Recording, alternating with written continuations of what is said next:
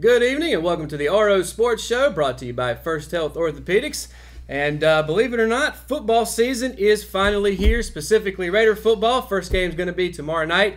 And we thought who better to talk about it than the head coach himself, Brian Tills. We appreciate you joining us. Glad to be here. Now, I've got some quick questions for you, but I want to start, first of all, about some things that have happened going into the season. Now, you've got some injuries to the team, and some names here just to run off. Offensive line, C.J. Goodwin. Defensive lineman, Isaiah Ratliff.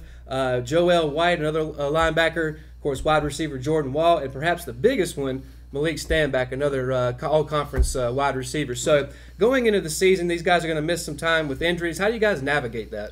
Well, Malik is like you said, kind of the biggest injury from an impact standpoint. But it happened almost a month ago now, and so we've been working on that. These others are really what's throwing us the curveball, And Jordan, we hope to get back this week. He hadn't scrimmaged, but we hope to get back this week. Bobby Terry, though, got injured last week in the scrimmage, literally the last play of the scrimmage, and pulled a groin. And so we'll, we've been rehabbing him. He's going to be a game time decision. Wouldn't be shocked if we don't hold him out this week. So the answer, I guess, to your question is, the next guy has to be ready. We've done a good job of rotating our guys through the start of practice all the way through, and so everybody's gotten pretty equal reps. Jarrell he had his surgery on his knee about 3 to 4 weeks ago now too, so we've been rotating some other guys in there. The key going forward is really to stay healthy and not get anybody else banged up. Isaiah happened in the scrimmage. CJ has been touch and go. He's probably going to play this week. He's been kind of working his way back in. Getting everybody ready, and then those guys as they're coming back in, them staying ready mentally, even as their bodies are increasing and getting better physically to come back. They've got to stay sharp, and so we got to continue to bring those guys along in meetings and all those kind of things. Now, a guy that seems like he's ready to go is talking about offense. Is starting quarterback and sophomore Caleb Hood. Yes. So being a sophomore, I mean, it's a lot of pressure, I guess you would put it on his shoulders. But what have you seen so far from him in the offseason, and what do you expect from him in the upcoming season? Well, I would say for most sophomores, it would be a lot of pressure. Right. But with a guy being a returning starter, a lot of that goes away for him because it's comfortable at this point. Now, this time last year, there was probably a lot of anxiety. We had a meeting, talking about, hey, he's going to be our starting quarterback. And so right now, he's really kind of being a rock we're building off of. Those other guys can look to him, the skill guys. The offensive lineman kind of look to Jake Ransom up front. The rest of those skill guys kind of look right now to Caleb to kind of manage everything and really keep them in good position. He does a great job of that. So we're excited. He's going to have a lot more freedom this year than he did this time last year in the offense. And I think people can see that a little bit in the scrimmage. They'll definitely see it on display on Friday night. Now, sticking with offense, all SAC back. Dante Miller, of course, is moving on, graduated, going to Columbia. Of course, we wish him well. But who's going to fill that void in the backfield now? Well, just so everybody knows, too, Dante is leaving, I think, next week, but he may still be at the game Friday night. If you do see him, please wish him well. He has been suit him up. Oh, no, don't tempt me, but I'm telling you, it's been fun to watch him all summer for our guys, these other backs. Right. I mean, he's been out there training all summer. He's lifting after we do. He comes out and he runs.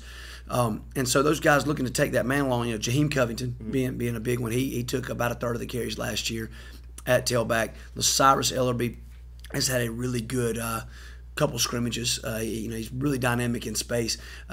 Jaheim's kind of more like the thunder, and Cyrus more like the lightning. You kind of get him out there, and it's a big flash and you hear it when you may not see Jaheim up in there, but you kind of hear it as he's thumping along. So those are really the two guys. Once Bobby gets healthy, Bobby's a tremendous running back in his own right. So once he gets back healthy, he will be back in the backfield some. And obviously, with him not there, if some other guys step up in those slot positions, it'll free us up to use Bobby even more in the backfield. Sure. So kind of a three-headed guy back there. They're all very, very capable. They all can catch. They all can block. It's just going to be who's the guy at the time. All right.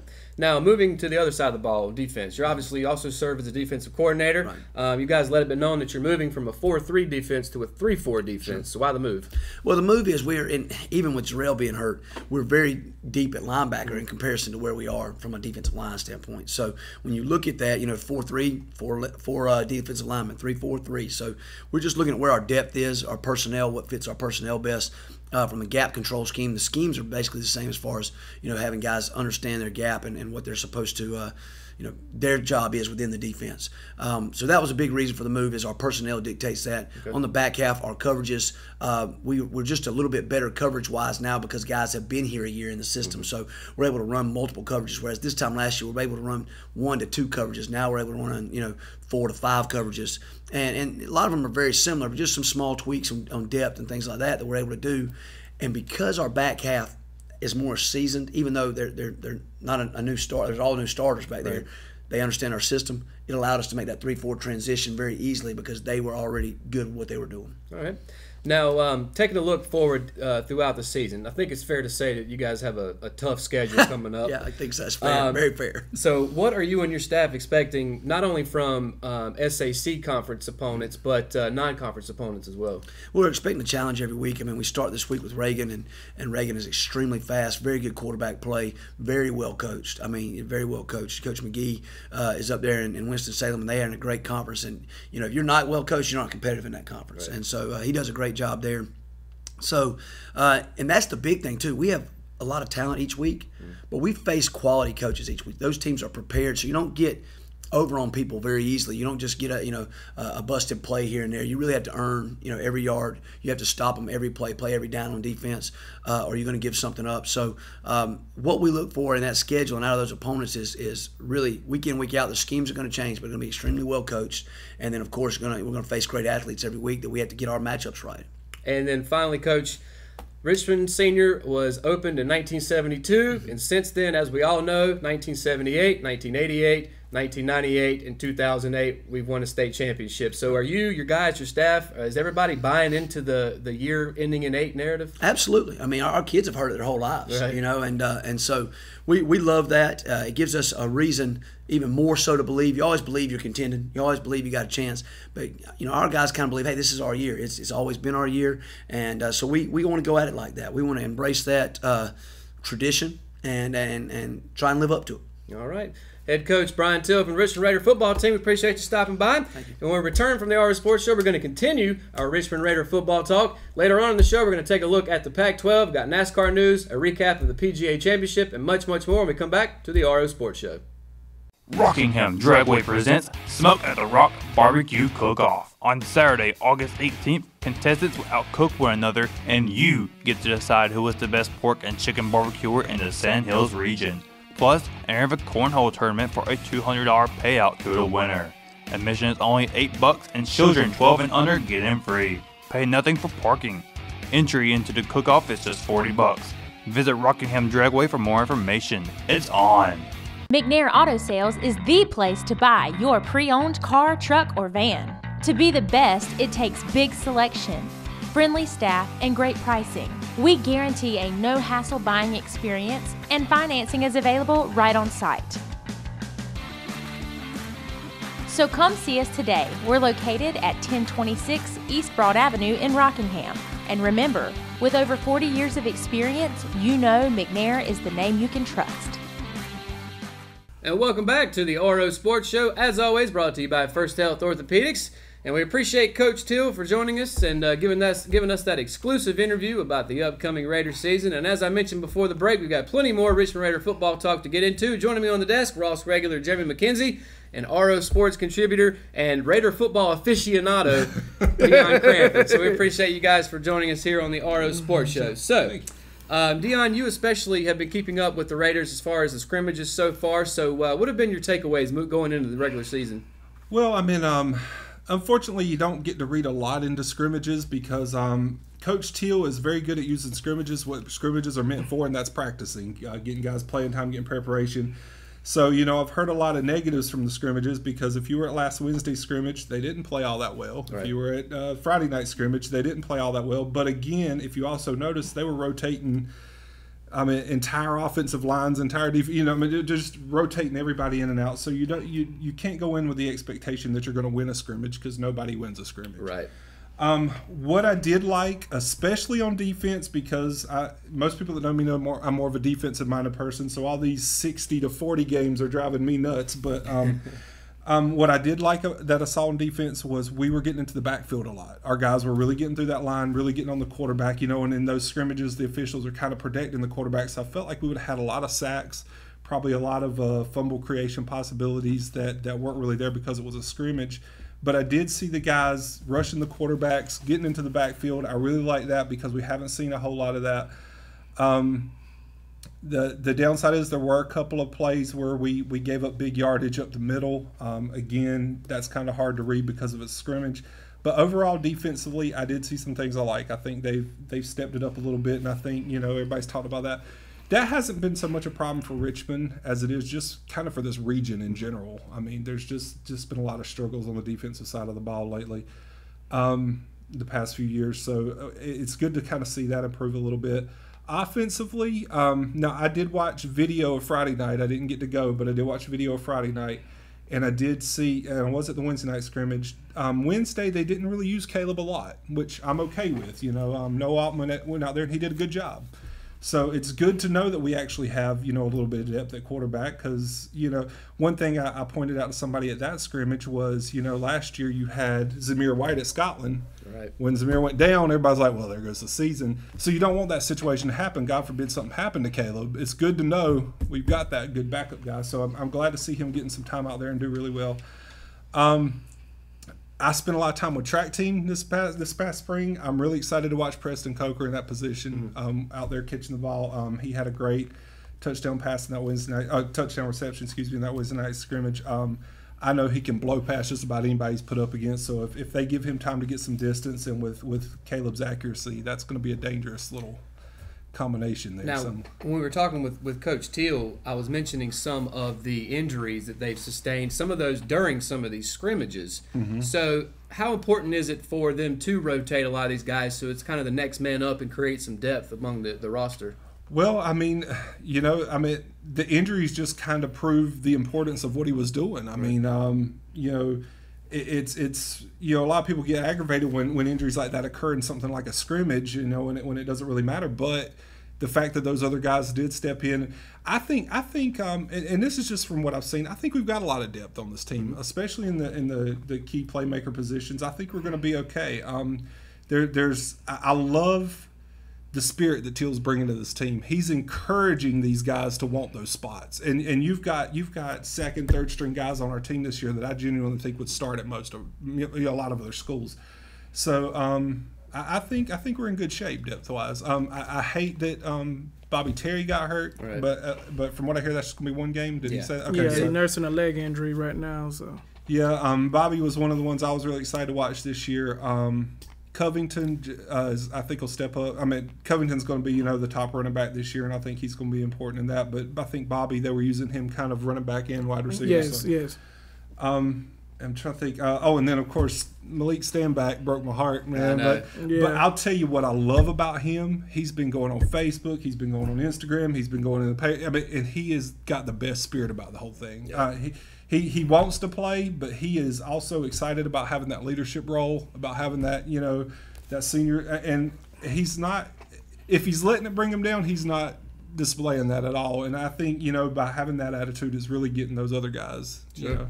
Now, what about you, Jeremy? You mentioned a couple guys as players to watch, if you will. So who's on your radar for the upcoming season? I'm looking at players to watch. We already know what Caleb Hood can do, and I think he had a very good season on last year. And I think stepping up for him to be in that, you know, key position and take on a leadership role will pay big dividends for us. Bobby Terry, who probably going to be rotating at wide receiver and running back, would do great, which he was a great number 2 receiver on last year. And I saw him on a few games where he pretty much dominated. Mm-hmm. And then, and also with Jake Ransom taking over for the offensive line, and Tavon Ellaby leading the way for the offensive line. And there's a guy that Coach Teal talked to us in Monday's Rotary meeting, that there was a guy out there by the name of Rasheed Patrick, a guy who played defense and didn't get a lot of playing time on last year, but he has showed up in spring training and a lot of the scrimmages, and he's pretty much a guy that is much need to be watched because I think he can take a role on that D-line. Absolutely. So, yeah, and again, that kind of points towards the depth that we're talking about them creating. Now, let's take a look and talk about the game tomorrow night. So, obviously, they started last year's season against the same team in Ronald Reagan High School. So, what do you expect to see, Dion? Not much. When I was actually fishing around, because I was unable to make the trip to Wake Forest to watch him play in the Richmond, but when I was fishing around for video, I actually found the video on Ronald Reagan. They were in the same scrimmage. They played A.L. Brown, and to their defense, A.L. Brown's a really good program, and that was a really good team, but they just were very. I mean, you could now. I know they have a lot of fast guys. I think I read Coach Teal mention something about their track team and how fast they are, but I can say, from a little bit of experience I've had with Ronald Reagan High School, they're more kind of the Pinecrest of that area. Okay. So they're more of the country club sport type thing. And I'm not putting down their football program because they've had some really good teams, but they've won 3 games the past 2 seasons each. Well, 3 games each the past 2 seasons. They're already predicted in the poll that I was looking up earlier today. They're already predicted to finish last in their conference this year. Again, that's not saying a whole lot because that is a tough conference, top to bottom. So I don't expect, if it's close, like last year they actually had a lead on us. If it's close or kind of like in that situation this year, I'm probably gonna chalk it up no more to first game, getting the feel of it, get jitters than anything.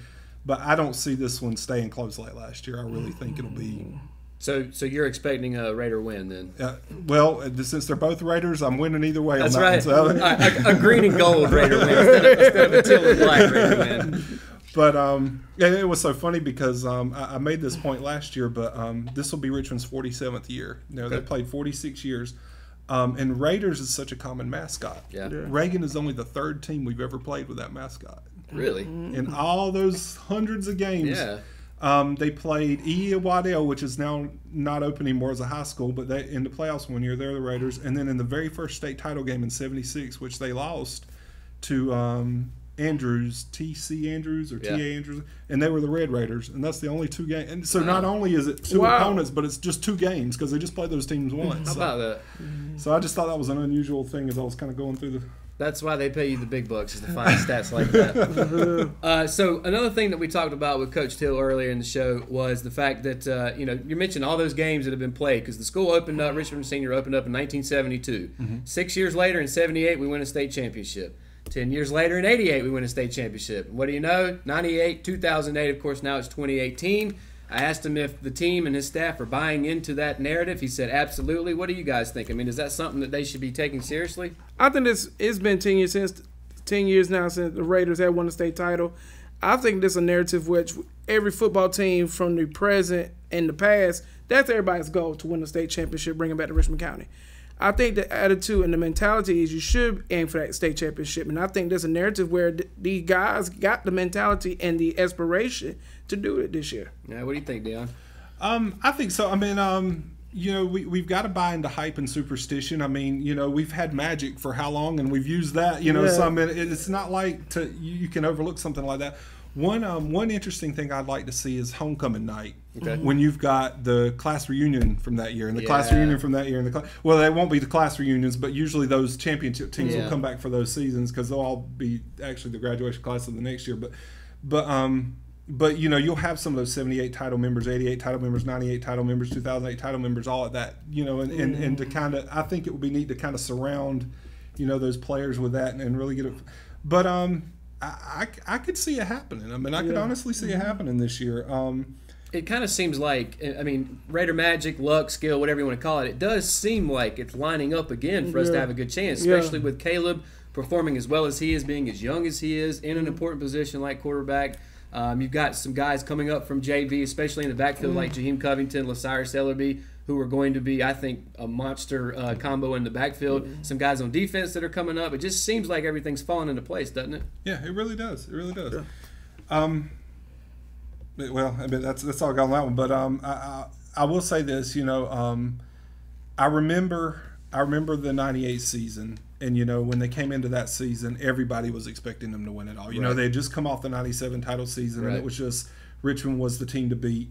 But I also remember the 2008 season when it was the exact opposite. Yeah. I mean, nobody expected them to win. So I mean, you can't really take that preseason measure and stick and say, this is going to be the year, this isn't going to be the year. But looking at what we've seen, and like I said, looking at the names he's mentioned, and I mentioned that Teal's mentioned. I mean, it's just, I mean, I can see all those guys wearing rings at the end of this year. I mean, I can totally see it. Yeah, and I very much hope that you are right about that. So, But that's going to finish up our Richmond Raider football talk for this week. Yeah. But obviously, everybody's excited for Richmond Raider football to be back in season. Of course, Dion will have to get you back in here throughout the season and keep bringing us those incredible stats like the one you just gave us about the Raiders. So, well, I will say one more thing about Friday Yeah. tomorrow night. The reason why I think we'll win, it's been 32 years since we've lost a first round for a week 1 game. So well, there you go. We got to keep that 32 streak in a row, going. so- Yeah. Absolutely. All right, well, Dion, we appreciate you joining us. Jeremy will be back when we get back on the other side of the break. And when we do that, we're going to be talking about the Pac-12, a look at their preview for the upcoming season, as well as talking about SummerSlam coming up soon, and my trip down to Florence to check out some of the SmackDown guys live. So all that and more, we come back to the RO Sports Show. At Richmond Community College, we can prepare you for a high-skill, high-paying career in a variety of fields. From business to education, engineering, utilities, healthcare, criminal justice, information technology, and human services. At Richmond Community College, we can save you thousands of dollars on tuition through our university transfer programs that provide a seamless transition to universities and colleges throughout North Carolina.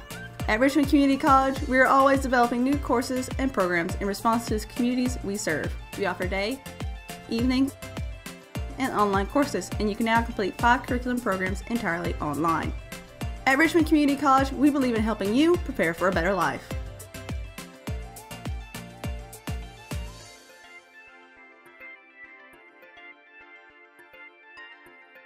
Richmond Community College. Local college, big impact. At Kyocera, we see your company differently. We see your documents, how they're accessed, what it takes to keep them secure, and how well your workflow is flowing. Kyocera helps your entire document infrastructure run more efficiently, securely, and cost-effectively. And what we see is an opportunity to integrate all of it.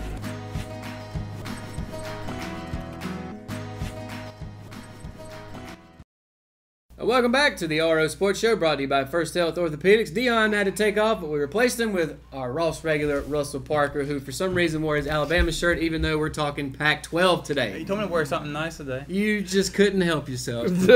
Earlier, you wanted to wear just a shirt, or like an Alabama T-shirt and a jacket. And I had to veto that, but you still got away with it. So. But nonetheless, we've been continuing our look at college previews across the entire nation. Of course, we started right here in the backyard with the ACC, moved on to the SEC, went up north to the Big Ten, went back down south to the Big 12. Now we're moving to the West Coast. We're going to take a look at the Pac-12. So let's start with surprise teams or teams you expect to see as Russell puts up the graphic that's got all of the teams on there. So, Russell, let's start with you. Who are your surprise team or teams this year? Well, for the North Division, I think Stanford's going to be a bit surprising. They've always kind of been in the hunt for the title. They just can't never really quite get there. And the same thing with Arizona. They can have a pretty solid year if they just keep it up. And, I think both of them have a chance at both division titles. All right, what do you think, Jeremy? You got any surprise teams? Always for the North, I'm going to say with Oregon, because I love Oregon. I guess I'm just so fanatic with their colors. Yeah. No, with the Ducks. I'm looking at a player to watch is Justin Herbert, who pretty much who is a very mobile quarterback with highly good skills. And he passed for 9,183 yards with 15 touchdowns and 5 interceptions. This guy is pretty much a mobile skill quarterback, and I think the coach of that Oregon Ducks pretty much if they can utilize his skill set, he can take Oregon Ducks deeper in the playoffs and also can pretty much be considered for the Heisman Trophy. Yeah, I know he's an early season Heisman candidate. Of course, Willie Taggart, Oregon's coach, went down to Florida State, but they retained their offensive coordinator, Mario Cristobal, so they'll keep that system intact. Now, let's move it back to you, Russell. You got any players to watch from the Pac-12? Yeah, I've got both from Washington, Myles Gaskin, the running back, and Jake Brown, the quarterback. I think it's going to be a good duo between them two, and they can really carry Washington all the way through their entire division. Yeah, and those are two guys that have, I think this is Browning's 4th year as a starter, which quite frankly you just don't see that much anymore. Mm-hmm. Gaskin's obviously a beast in the backfield. That's a combination that'll do well for the Huskies. As far as my surprise teams, I've got Arizona, which I think you mentioned. Of course, Kevin Sumlin went from A&M, got fired there, but is heading to Arizona. And he's got a quarterback there by the name of Khalil Tate, who didn't even start last year, but came on and turned himself into a Heisman candidate. And it kind of reminds me of what Sumlin had with Johnny Manziel at Texas A&M. So I think Arizona, even though I think they're picked by most people to finish in the bottom half of their division, I think they'll do well. And they also get USC and Oregon at home this year. So I think that'll be pretty big for them. Oh, yeah. Now, as far as a couple players to watch, mentioned Stanford. I'm going to take their quarterback, KJ Costello. Now, Bryce Love is the big name at Stanford. You know, Christian McCaffrey left. Everybody thought, well, there's no way he's going to be able to fill those shoes. He has. Matter of fact, we talked about it a couple months ago. He's the front runner to win the Heisman as we sit right now. Of course, things always change when it comes to that sort of thing. But my other player to watch is whoever takes over the quarterback position at USC. Of course, Sam Darnold moving on to the Jets, was drafted 3rd overall. Now, there's a couple guys, Matt Fink or JT Daniels. So whoever wins that, it's got a big shoes to fill, but it's got a lot of talent around him, and I think USC will be one of those teams that will be able to go far. Now, mentioning USC, who you guys got winning your divisions? Let's go. Yeah, speaking of USC, I do got them winning the South Division, and for the North Division, I've got Washington. All right, what about you, Jeremy? I got for the North, I got Oregon, and then for the South, I got USC. I got Oregon, okay. I'm going to take Washington in the North as well, and I'm also going to take USC. Now, I'm going to move it back to you guys and ask you who you think wins the Pac-12, and does that get them in the college football playoff? But I'm going to start with this one and say that Washington wins the whole thing if they get by Auburn in week 1, which is a big if. But still, if they're able to beat Auburn, I think they've got not an easy schedule, but they can almost put it in cruise control and get to the CFP. What do you think? I think, to me, I got like Southern Cal winning the Pac-12, the whole thing. Okay. And one of the toughest schedules they got is on September 8th. They got to play Sanford. Yeah, absolutely. If they can get past Sanford, they pretty much got this ride. Right. Pretty much easy ride to go win the whole thing. All right, what do you think? Well, I'm going to agree with you on Washington making all the way, but I don't think they're going to get past Auburn that first week. But I think after that, they'll go all the way. Probably win all the rest of the games this season, make it into the playoffs, possibly. Okay, so you think even if they lose to Auburn in week 1, they still have enough time to maybe go undefeated the rest of the year and still get into the college football playoff? Because I still see Auburn only losing 2 games this season. That's to Georgia and Alabama. So with the 2 losses that they have, you know, kind of doing the back and forth here. I mean, I think they can still get in by losing to a 2-loss team. So. All right, and do you think if USC wins the Pac-12, does that get them in the CFP? It could, yes, sir. It probably could happen because you already know Southern Cal always has a history of getting in. Now, I've mentioned this over the last couple weeks that I've got the Big 12 as being the Power 5 conference that misses out this year, and I've got Washington beating Auburn week 1. And I've got Washington being one of those 4 teams. Obviously, I've got them. I've got Ohio State. I've got Clemson. And I've got Alabama. So that's my 4. And I don't know if you guys want to venture a guess here while we're live or not. But well, no, I've got Alabama. I've got Ohio State. I've got Washington. And then the last one, Miami. Okay. Well, I got Alabama. I got Ohio State. And I got somewhere, I got to stay in this SEC a little bit. Don't ever sleep on Georgia. Yeah, I mean, we just saw that last year. Both of them got in. And in the 4th, pretty much a lot of people don't give this team a lot of credit. I can see Southern Cal could be a dark horse in this. They very well could. I mean, there's no reason why the Pac-12 couldn't have a representative. Yeah. Now, it seems like recently that's been Washington. Of course, they ran into Bama a couple years ago, and it wasn't close. But nonetheless, I think it seems like we're all in kind of agreement that it might be the Big 12 that's on the outside looking in moving forward. And I think not having a conference tournament may come back to bite them. Now, I know their number 1 is going to play the number 2 team, but not actually having divisions and playing each other, I think will come back to bite them. And it may turn into a thing where they have to take a look around the country and say, you know what, we need to bring in some other schools, at least 2 more, so we can make divisions and keep up with the Joneses, so to speak. And they could take some from the CUSA conference or the American conference. There's some teams there that actually play really good ball that they can bring into the Big 12. And I mean, you think about it, it's not necessarily regional anymore. I mean, we talked about how West Virginia's in the Big 12 now. Yeah. I could see them pulling a team like Memphis or Southern Florida or Central Florida, one of those schools, or Houston is the big name that could end up in the Big 12. Of course, we'll have to wait and see on that. So, real quick before we move on to NASCAR, Notre Dame, do they got a shot this year getting in? No. No. I know they got a tough schedule. If they were to win out, though, I think you have to make a spot for them. Yeah, I mean, people are sleeping on Brian Kelly and the Fighting Irish, but there's no conference at all that they play, no conference championship. I just can't see how they can which is why it's such a thin margin of error for them. They can lose maybe one game. After that, they're gone. And with the schedule they've got, plus they play some ACC teams, but then outside of that, I think they play Texas. They've got Michigan State. They've got USC, so they got a really tough schedule. We'll have to see. Notre Dame, that's a football school. Well, no, they're going to give them a tough schedule. Yeah. Oh, that's the point. You're right. Yeah, and with that comes the pressures of being the Fighting Irish. Yes. So, but that's going to do it for the previews as far as the specific divisions and conferences. But when we come back next week, we're going to take a look at the, I guess you call it the preseason top 25. We might put one of our own together as well, do a little comparison. Hey, just think about this. 2 weeks from Saturday. Or exactly. 2 weeks from Saturday, yeah. Exactly. So we're going to precursor that with our own top 25. Take a look at maybe some Heisman hopefuls, some of the big games of the season, and then maybe revisit on, after we look at that, maybe revisit on who we actually think will get into the CFP when we get into December and January. So let's move from the gridiron onto the track. So NASCAR, the guys were in Michigan this week, so give us the rundown. Well, Kevin Harvick, another surprise here to one of the big three wins again. He dominated this race. Martin Truex Jr. came up and had a good run for a little while, but I think he caught some debris mid-race and it kind of messed up his day. Brad Keselowski, who was my pick, finished second. That's twice now that my picks have finished second. Right. So you can see my luck kind of turning around a little bit now. You're getting closer. Yeah. But they all award second place is the first loser. So Kyle Busch ended up third. Austin Dillon and Ryan Blaney are kind of some surprises finishing out the top 5. So Harvick with that extra win now he's got. He's going to jump up to the top of the playoffs right now. I don't think he's actually leading the point standings right now, but we got a long ways. Not really a long ways to go, but we got about 3-4 more weeks left until that's going to make a difference. But I can see that Kevin Harvick, Truex, Busch are going to continue to be a big force to be reckoned with in the next couple of weeks. Now you mentioned the playoffs coming up soon. So as we sit right now, who's in, no pun intended, but who's in the driver's seat? Yeah, I mean Kevin Harvick, Kyle Busch, Truex obviously up the top, but right now Alex Bowman, Ricky Stenhouse Jr.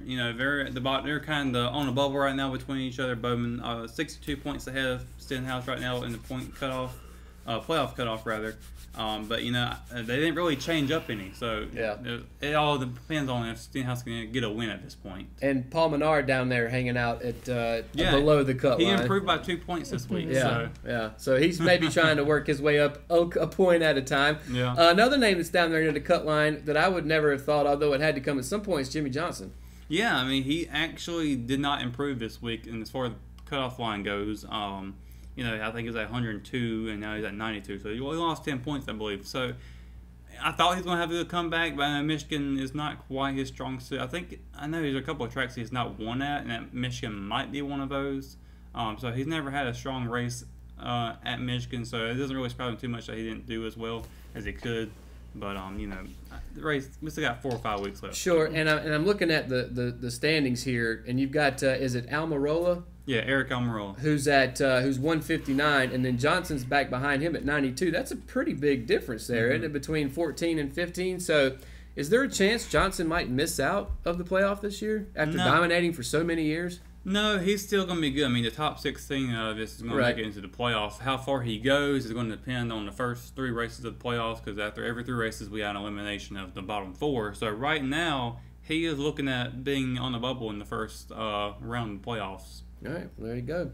So let's see. You want to stick with NASCAR or move on to the Truck Series? Let's go on to the Truck Series. Okay. First of all, regular season for Truck Series is getting ready to end this week. So they actually revealed these regular season championship trophies. And I'm putting them on the screen right now for you. They look really cool. They really do. And the cool thing about them is that each one of these here, little, I don't know what you call it, I guess stand legs or whatever, they got a track name in the regular season that's been raced in it. So obviously the Truck Series has a few or more than the Cup Series.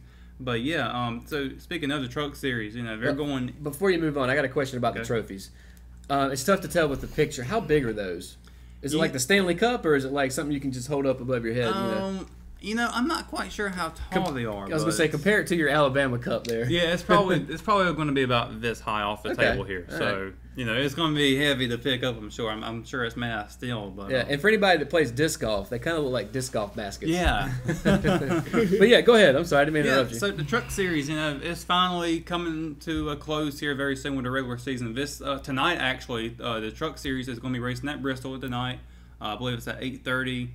So, you know, the point standings heading into Bristol is going to play a big role because the winner of the regular season is going to get a trophy and they're going to get bonus playoff points as they head into the playoffs for them. Johnny Sauter sits at top right now, 56 points ahead of Noah Gragson. Grant Enfinger and Stuart Friesen are kind of there as well. Those are some big names, I would say, but one big name that I see, or I do see that's kind of low, is Matt Crafton. And this guy is usually really good in Truck Series, but right now he's sitting in 6th place, so obviously the competition has risen a lot in the Truck Series recently, and of course in the playoffs, as we're looking at right now, Matt Crafton is actually on the bubble. So if anybody wins that has not won this season, He's out. he is out. Yeah.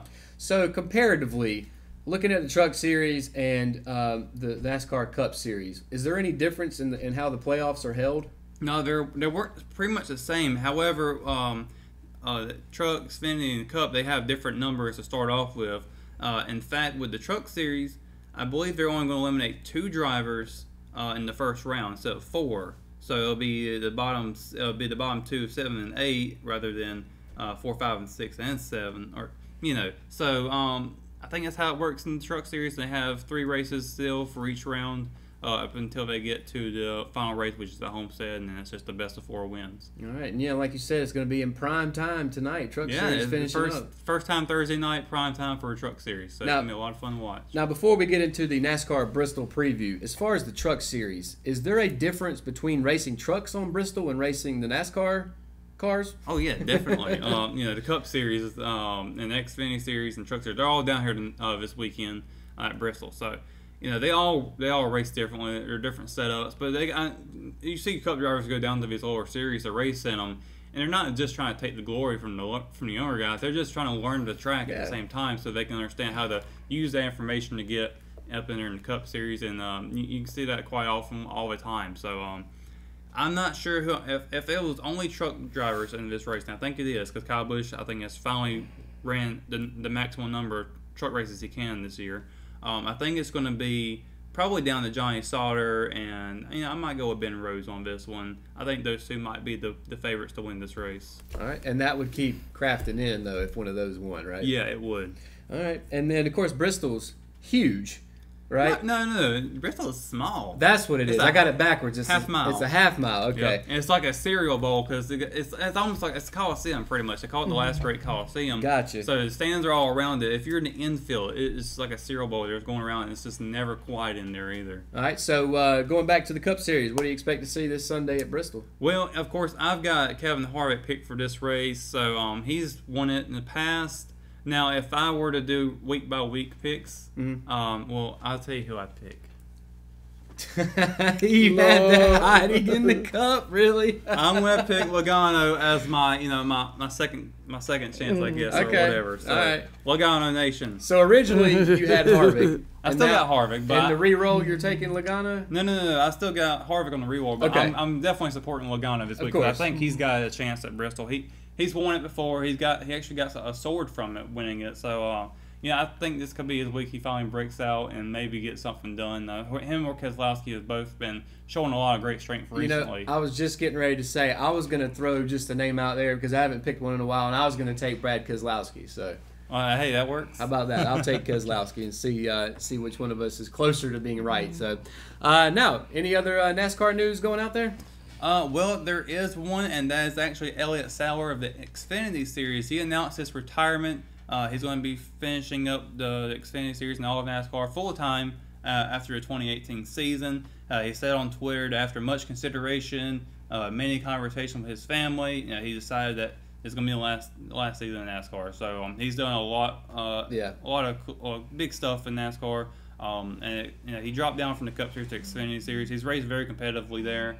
But he hasn't been able to actually win a championship, but he's had success, and he's a big big part of the community. I was going to say, even though he's never won a championship, he's still a name that even casual fans know who Elliott Sadler is. Like me, I don't follow it nearly as much as you do, but I recognize the name Elliott Sadler. So, so we'll definitely wish him much success. And, man, gets to go sit back and relax in retirement, right? Yeah, I think he said he wants to focus on his future, kids' future, so maybe try to get them in the car or something. There you go. Absolutely. So is that going to do it for NASCAR? I think that is going to be it. All right. Well, of course, we'll come back next week and let you know how the guys did in Bristol, Tennessee, right? Yep. In the Cereal Bowl, which I confused for a large cereal bowl. Right down in Thunder Valley, they call it. Thunder Valley, all right. And, of course, like I said, we'll come back and let you know how Bristol turns out. When we come back from the break, we're going to take a look back at the PGA Championship, which is the 100th year they've done it. It's the fourth and final major of the year. Of course, we may talk a little bit about our RO Invitational that we did right here in the studio, as well as take a look at SummerSlam preview coming up this Sunday, and talk a little bit about my trip down to Florence to see some of the big boys and girls in the ring. So all that and more, we come back to the RO Sports Show. Hayden Construction has 2 new homes under construction at 2 distinct locations, 125 Crystal Court in Carolina Hills and on Robberdale School Road. Both feature incredible floor plans and distinct features inside and out. Hayden Construction, quality, value, and beauty. Call Jamie Smart at 910-331-5811 or Nicole Hayden at 910-995-0717 today to schedule an appointment. Exit Realty, making dreams a reality. At Richmond County Hospice, we strive to provide high-quality care to our patients and their families. Whether it's the incredible hospitality at the Haven House or from the comfort of your own home, you can count on Hospice to be there for you. We also offer monthly grief support groups, and our chaplain will be there to hold your hand in prayer. Through our amazing staff and our volunteers, Hospice has made difficult times easier for our community. Call the number on your screen if you feel that you or your loved one may benefit from our services. Richmond County Hospice. Peace, comfort, dignity. Welcome back to the RO Sports Show, brought to you by First Health Orthopedics. And we're moving from the gridiron to the track and then now to the green and fairway. So the PGA Championship in its 100th year finished up on Sunday. Now, Brooks Koepka won with a 16 under, but of course the biggest news was who came in second, Mr. Tiger Woods, finishing with a 14 under.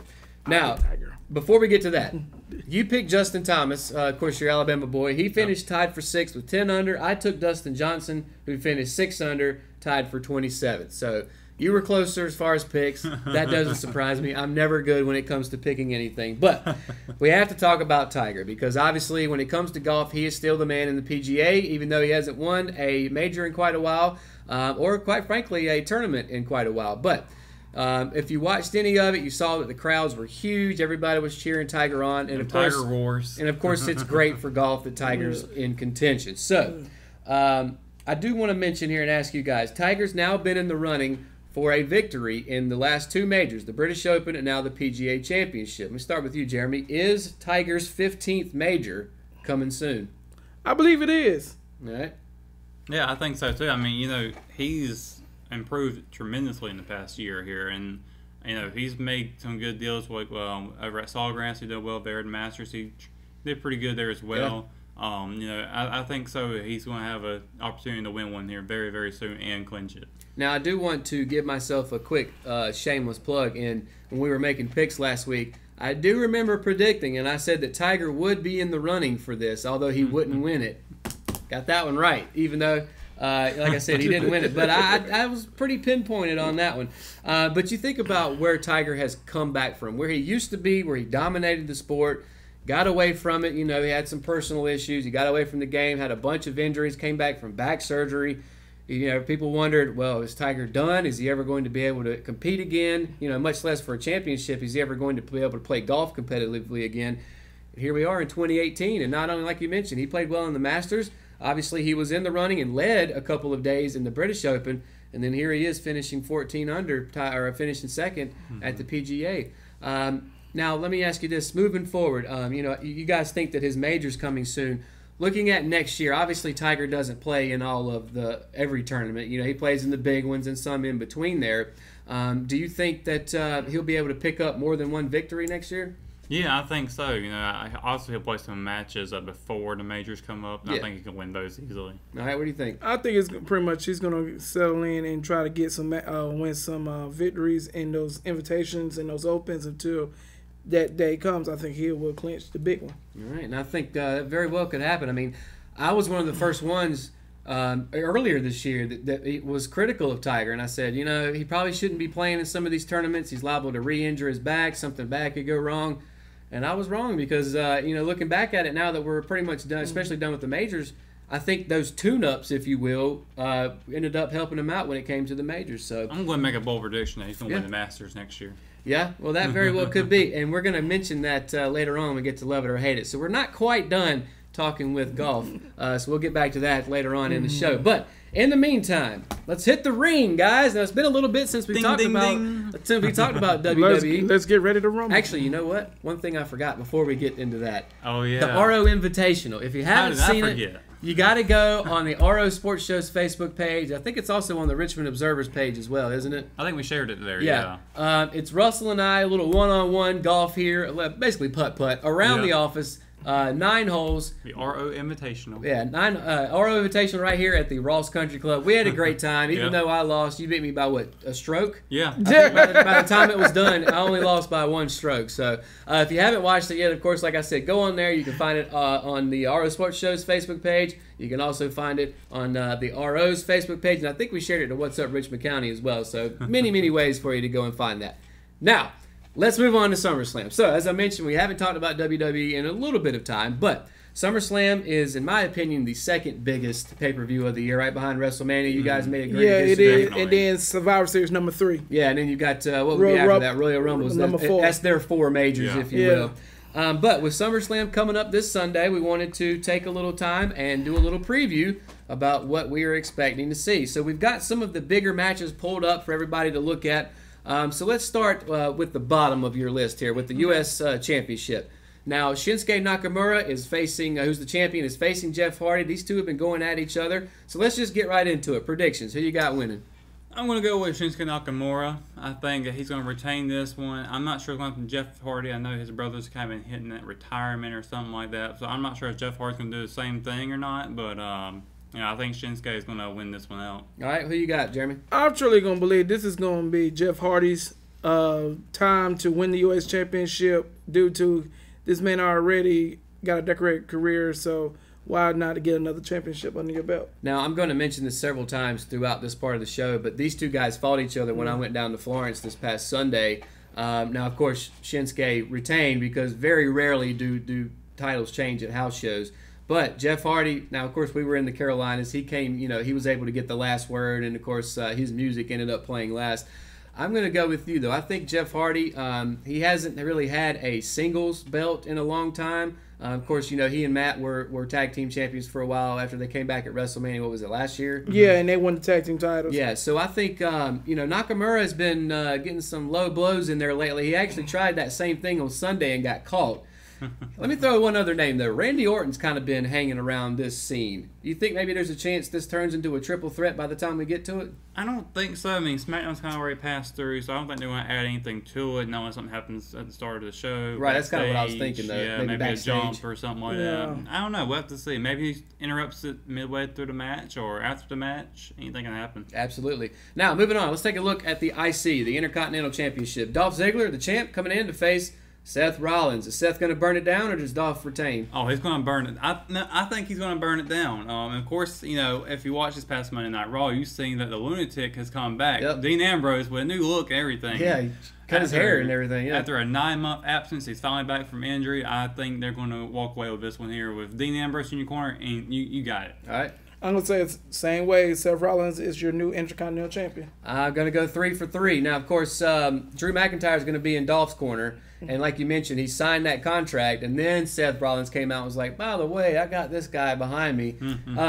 Is it just me, or did Dean look a lot bigger? Yeah, he got like huge. He's been working out during that 9 months. I said, like, the Shield, half part of the Shield, but I come and do something. Yeah, and I could see this one. Obviously, it's one-on-one, but I could see this one breaking down at some point. Maybe those two fighting on the outside, meaning Dean and then, of course, Drew McIntyre. But I think we're all on accord thinking that Seth Rollins is going to get back the IC belt in this one. By the way, I think Dolph versus Seth is a great rivalry, and I hope It to see is. this one Oh, yeah. continue on later into the year. Now, let's take a look at the women's championship. Before you start that one, hang on. Get something out. I got another surprise for you. Wow, what are you?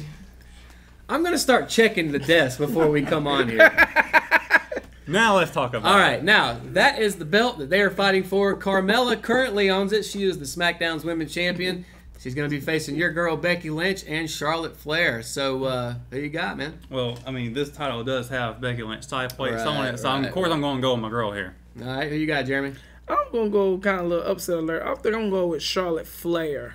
Yeah, I was going to go Charlotte Flair, too. I don't know if that's an upset, though. I mean, Charlotte's one of the, if probably the best women's wrestler She of all has time. no business. I'm going to say this right now. She has no business in this match. Charlotte? She just interjected herself in, pretty much. I'm going to say that now. Well, and again, let me say this. When I was down in Florence, Carmella and Asuka were facing each other. Then halfway through the match, these two girls who, quite frankly, I didn't know, called the Iconics, Billie Kay and Peyton Royce, came out and helped Carmella. Next thing I know, your girl Becky's coming out there, and then next thing I know, Charlotte Flair's coming out there. Of course, the crowd erupted. So that turned into a 3-on-3. So it seems like Becky and Charlotte are on the same team as of now. Could that come into play here? Yeah, I mean they've been kind of helping each other out recently, but Charlotte had been gone for so long after I think it was an injury, but Becky had been working so hard to get this title match, and then after Carmella jumped Becky, Charlotte comes out there and helps her. Becky probably didn't even want that, so.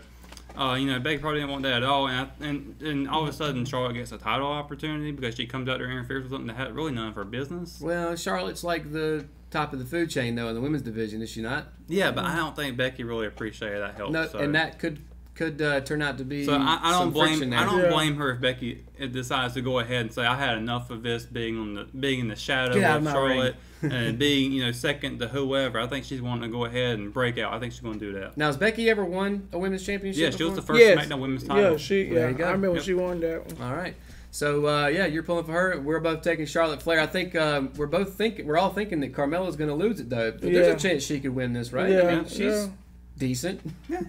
She can pull out some tricks. She is conniving. I will say that. Triple threat matches are technically no disqualification matches, so anything goes here. True, and on top of that, she doesn't actually have to be pinned to lose the belt either. Or submit one. Yeah, which is kind of a negative for her side of it. But moving on to the Raw Women's Championship, Alexa Bliss, the champion. This is one of the biggest ones on the card. Of course, Ronda Rousey going to be facing her, getting rowdy. What do you think? I think Alexa Bliss is going to have some tricks up her sleeves. I think she can retain this one. All right. What do you think, Jeremy? I think it's going to be an opportunity for Ronda Rousey win her first championship. I'm with Russell. I think Bliss retains, and I think that Ronda Rousey, they may keep this up till WrestleMania, and then Rousey gets a title shot and then wins it. I think they're going to wait until the biggest stage of them all to put the belt on Rousey. Could be possible. By that point, she'll have been with the company for a year. And, when she came in, I questioned at the time, was this going to be where she just does the big pay-per-views like a Brock Lesnar kind of thing, or is she there week to week? Come to find out, she's there week to week. She's right there smack dab in the middle of it. I like Alexa Bliss. I know a lot of people don't, but I think she's a really good champion. Yeah, she knows how to work the crowd and all that. She knows how to do all that. And, I don't like her personally because she beat Becky for the title to begin with. But, besides the point, she does know how to do stuff. But, I can't really see. And I know Mickie James is going to be in Alexa Bliss's corner, and Natalya is supposed to. I believe she'll be in Ronda's corner. So I think something's going to happen outside interference, maybe, and that might cost Ronda to be able to get a title. All right. One before we get to the championship matches, one that's not on the list there that I do want to get you guys' opinion on is Daniel Bryan versus The Miz. Oh yes. Lord. Big rivalry. These guys have been going up against each other since The Miz basically tutored Daniel Bryan at Tough Enough, right? That was the very first episode of NXT. That was before NXT became what it is now. And so Miz was like the guy that pretty much brought him into the company. Yeah. And then I'm not sure what happened after that, but they got bad blood ever since. Ever since. These guys have never seen eye to eye, it seems like. So who you taking, Daniel Bryan or The Miz? I think Daniel Bryan's got a lot of frustration built up on this guy. I mean, I love The Miz, but Daniel Bryan had to take all of that from talking smack a couple of years ago, and he couldn't do a thing about it because he was still injured. He's going to go all out on The Miz. All right, who you got? All right. Daniel Bryan. You know what? I'll go the other way. I'll take The Miz. I think The Miz is, just like I was talking about Alexa Bliss. being conniving, having some tricks up her sleeve. I think The Miz wrote that book almost, about how to be sneaky and get away with it. So out of all the non-championship matches, this is probably going to be the best one. Maybe even the best one of the night. Maybe, because the next one that's not on your list could also be, and that would be the Money in the Bank briefcase match. Braun Strowman, who's got the briefcase, versus Kevin Owens, and the briefcase is on the line now. So if Owens wins it, he gets the briefcase. But does he get those hands or not? That's gonna be funny. So Kevin Owens is going to get these hands, and that briefcase is going to get these hands too, because Braun Strowman's going to grab it back. All right. Why Kevin Owens is pretty much fighting this guy? You see how huge this dude is? Strowman is. Strowman gonna hurt that boy from limb to limb. Braun Strowman took on two guys that were holding holding the tag team titles with a 10-year-old. Yeah. Come on, he can do this. Yeah, I think Kevin Owens may have bit off a little more than he could chew. Yeah. No, he just crazy for doing and this. Then before we get to the big championships, we got 5 minutes here. Let's hit the men's tag team championships. So let's start with Raw. You got the B team versus the Revival. Of course, the B team, Bo Dallas and Kurt Axel, and then the Revival, which is you're gonna have to help me out with that. Dawson and oh man, Scott Dawson and Wilder. Dash Wilder, yeah, both of them North Carolina boys too. Really? Yeah. All right, so who you taking? B team or the Revival? I'm gonna go with the B team. B team, by the way, the champs. So they are gonna. I'm gonna believe in them. All right, who you got? I'm with the BD. We're gonna believe that they're gonna retain. Just because I quite frankly have not seen much of the Revival, but I have seen some of the B team. They were spectacular in NXT.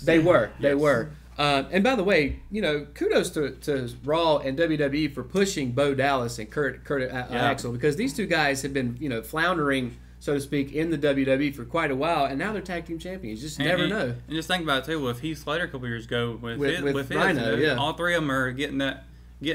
So absolutely, it just goes to show if you stick with it and have that determination, you can become champ. Yep. SmackDown Tag Team Champions, two sets of teams that I got to see again on Sunday. New Day facing off against the champs, the Bludgeon Brothers.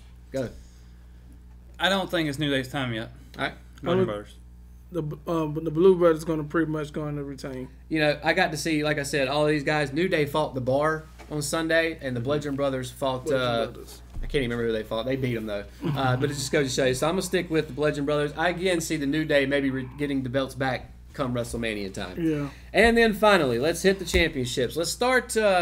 Let's start with the Raw side. Brock Lesnar, the champ, against Roman Reigns. So we've been saying for what seems like forever that they got to take the belt off of Brock. They got to take the belt off of Brock, and they never do it. So does he finally lose the belt to Roman? An even better question, perhaps, does anybody want to see this anymore? No, we've had this at WrestleMania already. All I can see is another F5 and spear competition. Is pretty much what we want to see here again. Yeah, or Superman punch. The only thing that's going to interest me here is what's Paul Heyman going to do. Because Brock Lesnar got very aggressive with Paul Heyman and even beat him up a little bit. Now, Paul Heyman tried to reach out to Roman Reigns, try to be his advocate. So I'm not sure Paul Heyman's going to be on the side. That seems like a trick to me, though. It very well could be. I'm probably going to take Roman Reigns just because I want to see this be over and done with, hopefully. All right. I'm going to say this moment right now would be Roman Reigns, but this is a scenario that it could happen at SummerSlam. Roman Reigns wins the belt, but he's probably going to be brutally messed up so much that Braun Strowman might cash in. That is a very good scenario that absolutely could happen, and I think you might have just written the main event, perhaps. Also, the other big championship, and I wanted to say this one because I got to see these two guys literally go at it right in front of me on Sunday, and that is the WWE Championship. AJ Styles, the champ, versus Samoa Joe. Who are you taking? The phenomenal one, AJ Styles. He is just awesome, so he's going to win it. All right. I'm going to say Samoa Joe. I can see a situation where he can pretty much win his first championship here in the WWE. Yeah, and I mean, there's a lot of people that like Samoa Joe, and he probably is due for a championship, and you very well could put the belt on him here. However, this is SummerSlam. AJ Styles is, in my opinion, I've come to your side, man. He's the top guy in the company right now. Yeah, he is. I don't think you can take the belt off of him at SummerSlam.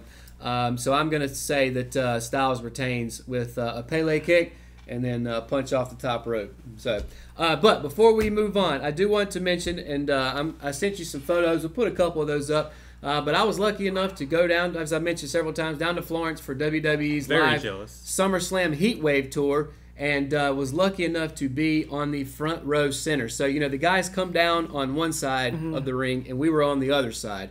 And so I took a lot of pictures, and like I said, we'll put a few of those up, but it seems they're so close because they literally were so close.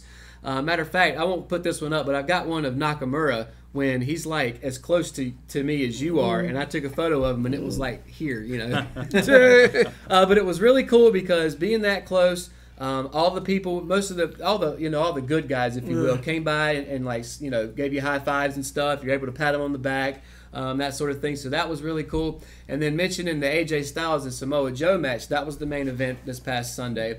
And there was a point where the guys came out on the outside of the ring and were fighting. Samoa Joe gets thrown into the barricade right in front of me to the point where the barricade hits me.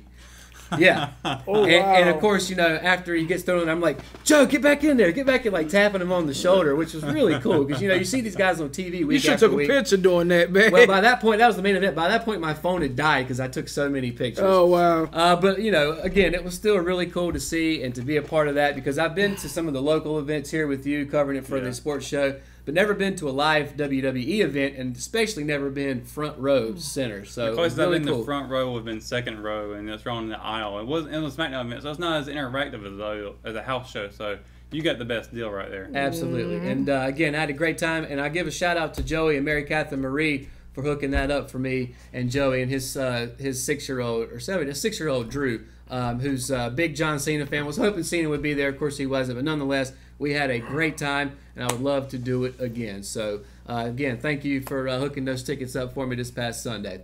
But moving on, we're going to take a quick commercial break. When we come back, we're going to finish out the show the same way we always do with our Ross poll. Going to take a look at our big impacts of the week, and love it or hate it, all that and more when we come back to the RO Sports Show.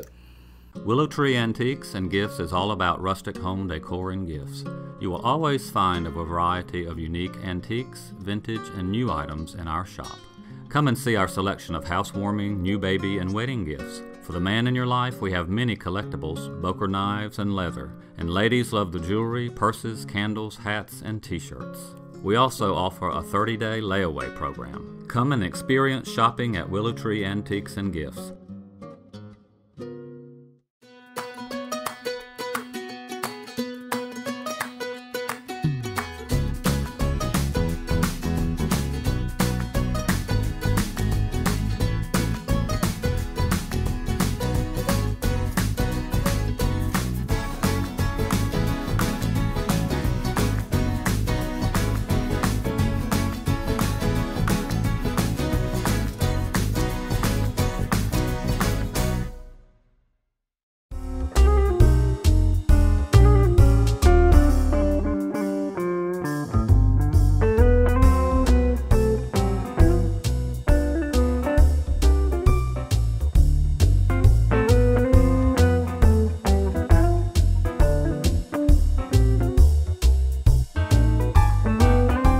Welcome back to the final segment of the RO Sports Show, brought to you by First Health Orthopedics. Guys, let's end it like we always do. Let's start with our big impacts of the week, brought to you by Richmond Community College, who of course is motto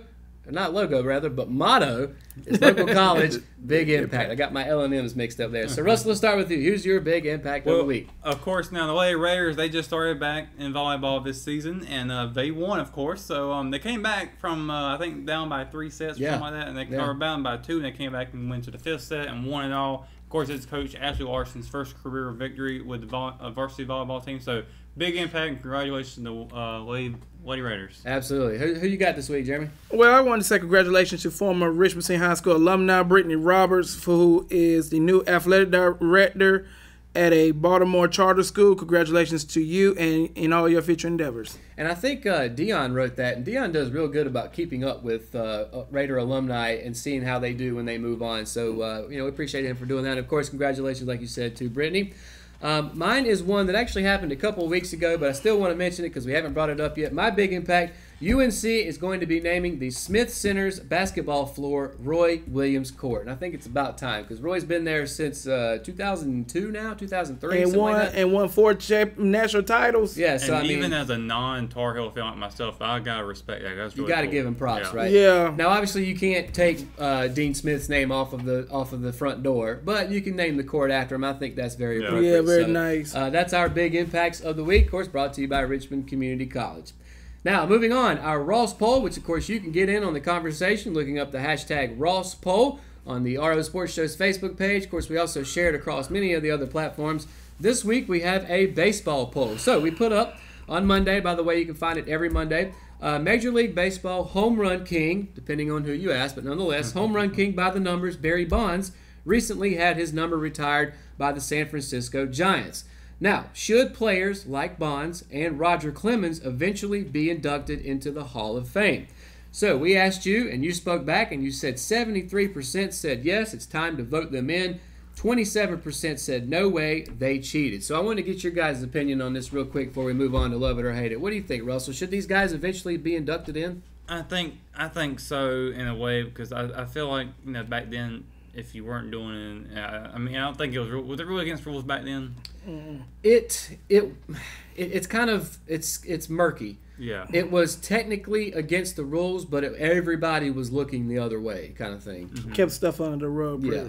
So it's really not the players' fault, more or less the people who are enforcing those rules. They also should have been doing that. So I would say, it's kind of a double negative there. Right. So I'm going to say, I think they should eventually get in. Maybe not as soon as other people who are abiding rules and they've been doing everything right. I think they should get in before these guys. But yeah. Well, I do want to mention that Bonds and Clemens have been on the ballot for quite a few years now and are starting to run out of time, which is why I thought it was appropriate for us to bring this up now. But what do you think, Jeremy? Should these guys get in? I think that scenario, it's really about time for these guys to be inducted despite the allegations of them using steroid use over the course of time.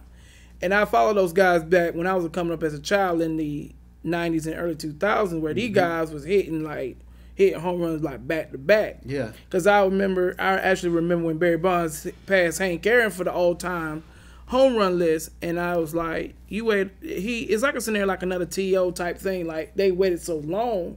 Like you want to give these guys because of what they done, but at the same time, give them their props for the contribution they made in baseball. I thought you guys might have fought me more on this, but I think they should absolutely, these two guys specifically, should absolutely be in. Yes. Barry Bonds is the all-time home run leader. Roger Clemens has 7 Cy Youngs to his name. Now, do I think guys like Mark McGwire, Sammy Sosa, those guys? Not necessarily. But these two specifically, look, whether you agree with the fact that steroids shouldn't be part of the game, the fact that they cheated, perhaps. Let's just call a spade a spade. But 95% of the league was doing this to the point where this was the steroid era. There were guys that were taking steroids and still couldn't hit 5 home runs. So the fact that Barry Bonds was able to go out and hit 72 in 1 year, eventually break Hank Aaron's record, to me, he's still a Hall of Famer. Yes. And I think that he should be put in immediately. I think Roger Clemens should be put in. And another name that I didn't add here who wasn't part of the steroids, but Pete Rose, who has been locked out lifetime for betting. Look, man, he's done his time. He's the all-time hits leader still. Let the guy in. Mm-hmm. It amazes me that your all-time home run hitter and your all-time hits leader are not in your Hall of Fame. Yeah. Unless they went out and murdered somebody, put them in the Hall, man. And that's my rant for today. Yeah, and I totally agree with you 100%. Yeah, well, I'm glad. Because there are people especially, and look, I'm as big of a baseball purist as there is. But when it comes to this, I fall in line with, there were plenty of other guys that were doing this and didn't do well. Barry Bonds and Roger Clemens, yes, they may have been doing steroids. Maybe it helped them, maybe it didn't, but they were still the elite of the elite, whether they were doing steroids or not. Put them in the Hall of Fame. All right. Now, let's finish it up with Love It or Hate It. We got quite a few topics for tonight. Let's start with the NFL. So, New York Jets head coach Todd Bowles criticized one of his own players, Terrell Pryor, former Redskin, but now a Jet wide receiver, for talking to reporters about his own injury. Said he should have kept this under wraps inside of the team. Love it or hate it? I kind of hate it. That should be the coach's job to be doing that, not you. All right. Yeah, I'm going to say hate it too. I think that, I'm going to say love it because I think it was a good idea that he did get onto his player about it because, this is a team thing. You kind of have to keep these things together and work together on this to make sure that, information is getting thrown out there. I concur. I think I love it on Todd Bowles' side because Terrell Pryor should not be out there talking about injuries because other teams will take advantage of that information. And that's why especially teams like the Patriots in your own division will be the first team to try to take advantage of that. So you got to be quiet about these sort of things and keep it amongst the team. Up next, Mark D'Antoni, of course, the head coach of the Houston Rockets, former head coach of the New York Knicks when Melo was there. Carlo Melo, Dan Antonio came out and said that Melo will be a better fit with the Rockets than he was with the Knicks. Love it or hate it? I'm going to say love it. This is a resurrection career for Melo, and you see, and look, while those two were together in New York, he put up numbers, and that's how Melo was so successful. But I think this is where coming to Houston will be a resurrection team for him to get back where he needs to be to compete for a championship. All right, love it or hate it? I'm going to say love it too. I'm going to say love it too, and I'll tell you why. When he was in New York, I know him and D'Antoni butted heads, but Melo was supposed to be the man there and had to get all of the points. He's third in the pecking order in Houston. I think that'll help him out. He may even come off the bench. We'll have to see how that turns out. But the scoring will be up to James Harden and Chris Paul. Melo will be able to chip in when needed, and I think that's why D'Antoni said he's a better fit in Houston than he was up in NYC. Speaking of NBA, Dwayne Wade, of course, got a pretty big offer from a Chinese team to go overseas and play, which we talked about before. But Dwayne Wade came out and said, if I play next season, it'll be with the Heat. Love it or hate it? I love it. Finish your career with the Heat. All right. I can say love it too. I agree. Love it. Either retire or finish out with the Heat, play 1, maybe 2 more years, and call it a career. And he'll be a first ballot Hall of Famer. Oh, yeah. No doubt about that. Talking about golf, I told you we weren't finished yet. Jordan Spieth is opening as the 2019 Masters favorite. Tiger coming in tied for second. Let's start with you, Russell. Love it or hate it? I'm going to say love it because I do like the fact that if Tiger is up there at the top. I know earlier in the show I said I predicted the Tiger to win it. Spieth could very well win it too. I think these are the top 2 guys right now. So, and of course, Tiger coming back up. But yeah, I'm going to say love it. All right. I love it. I love it too. I mean, these are 2 of the biggest names in the sport. Obviously, Tiger probably still the biggest. Have no problem with them opening up as 1-2 in the Masters. One more golf for you. Ryder Cup captain. Of course, Ryder Cup's coming up soon. That's America versus Europe. Captain Jim Furyk will not commit to putting Tiger on the team as an at-large player for our United States Ryder Cup team. Love it or hate it? I kind of hate you better use what you haven't used as one of those top guys in the game because he might get you a championship. Absolutely. Yeah, hate it. What are you doing, Furyk? Yeah, I'm going to say hate it, and I will say this. I think that he's waiting until September 3rd, I believe it is, to officially announce. I think the fact that he won't commit is kind of just smoke and mirrors. If Tiger's not on this team, they need to fire Jim Furyk. I'm sorry, but the way Tiger, with the momentum he's got, he needs to be on this team. Yeah. Right? Going to hockey, of course, Wayne Gretzky, arguably, maybe not even arguably, the greatest hockey player of all time, but he's been named a global ambassador to Beijing's Kunlun Red Star hockey team, of course, in preparation for the 2022 Olympics. So Wayne Gretzky being a global ambassador. Love it or hate it? Love it. All right. Love it. Love it too. And I know we don't watch much hockey, but anything that involves Wayne Gretzky in hockey, you got to love it, right? Oh, yeah. Coach K, of course, Duke's basketball coach, came out and said that the NCAA's new reforms were not well coordinated. And what that has to do with is guys being able to go into the draft combine, and if they don't get drafted, they can go back to school. Also, the fact that elite players in high school and in college are able to now hire an agent. He said all of this was kind of a cluster, if you will. Love it or hate it? I'm going to say it's kind of in between, but I'm going to let him say hate it. All right. Yeah, I'm going to say hate it too on the coach saying that they should have the players should get more freedom to do type of that kind of stuff. So yeah, I'm going to say hate it just because the NCAA seems to shoot themselves in the foot quite often, and they did it again because they put these reforms in, announced them one day. I think it was either earlier this week or late last week. The NBA and USA Basketball were blindsided by this. They had no idea this was even in the works. It's just another example of the NCAA messing up again, and Coach K's one of the first ones to call him out on it because what are you going to do? You're not going to fight Coach K. He's an institution. And then finally, finish it up with NFL. Fans will get free Bud Light with the Cleveland Browns' first victory of the year. Love it or hate it? I love it. Get liquor. I'm saying love it too because that's one way to get fans to come on in. Absolutely. I'm going to say love it. The only thing I worry about is they might not get any free beer again this year, right? No. I think we can all agree. That for attendance purposes. It is. But actually what they did was not actually at the stadium. It's at it's 10 of the bars surrounding Cleveland Stadium. They put in these giant Bud Light coolers, and it said they're locked up with a lock and key, and it says free beer for Cleveland fans after the Browns' first victory. I think we can all agree they should get at least one win this year, right? They go ahead and win that first game of the there week. Yeah. Then everybody can drink dilly. And that's going to do it for this edition of the RO Sports Show. Of course, so many ways to watch. I can't even list them all. Watch, listen, hit us up on Facebook, on YouTube. So many ways to do it. Of course, come back right here next week at 5:30 every Thursday. Be a part of the conversation on Mondays with our Ross Poll. Looking it up with hashtag Ross Poll. Of course, tomorrow night, Raider football is finally here. So next week we'll be talking about that. Next week's going to be very football heavy. So I'm loving it. You guys are loving it. I'm sure it's time for football. So for Jeremy McKenzie, Russell Parker, I'm Matt Harrelson. We'll see everybody right back here next week and Thursday. Have a great week.